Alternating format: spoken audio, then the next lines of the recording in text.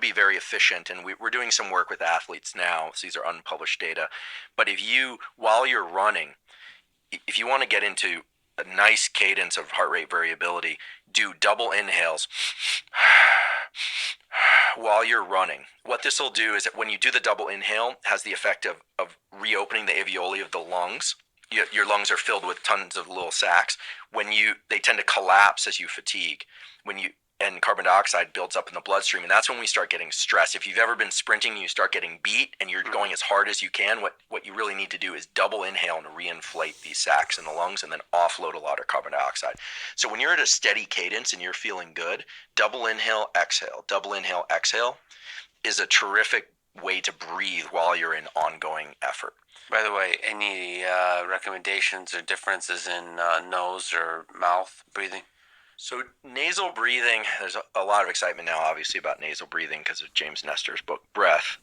There was also, if people are going to know about that book, I do feel like, out of respect for my colleagues, there was a book by Sandra Kahn and Paul Ehrlich at Stanford, both professors at Stanford, with a foreword by Jared Diamond and Robert Sapolsky. So nice. Some heavy hitters in this book.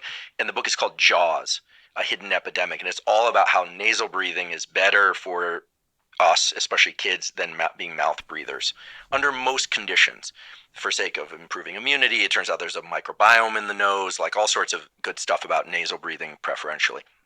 But when we exercise, you can do pure nasal breathing, but the problem is once you get up to kind of third and fourth and fifth gear effort, you can't nasal breathe and be at maximum capacity unless you've been training it for a very long time. So I would say double inhale through the nose, offload through the mouth. So double inhale, exhale while you're in steady effort.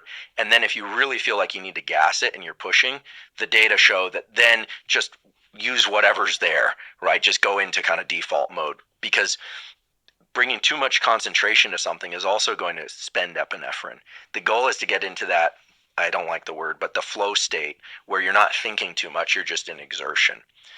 So these are things that can help in the transitions, but I don't think there's any secret breathing technique. Anyone who's been in the SEAL teams will kind of, they'll tell you, like, there's no breathing technique, right? There's tools that you can look to from time to time. And these double inhale exhales can be great for setting heart rate variability in very quickly and getting into a steady cadence while you're exercising. But if there's a sprint, like if suddenly you guys are sprinting, ditch the double inhale exhale and just sprint.